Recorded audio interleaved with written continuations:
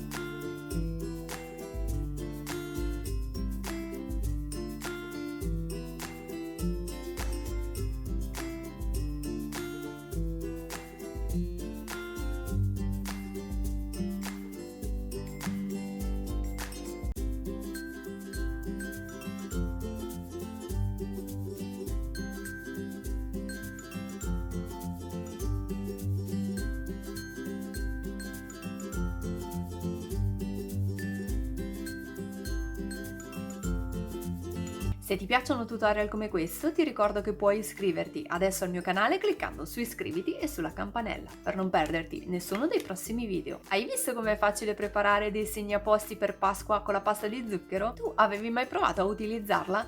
Fammelo sapere nei commenti e se questo video ti è piaciuto potresti lasciarmi il tuo like e condividerlo sui social. Io ti ringrazio fin da ora.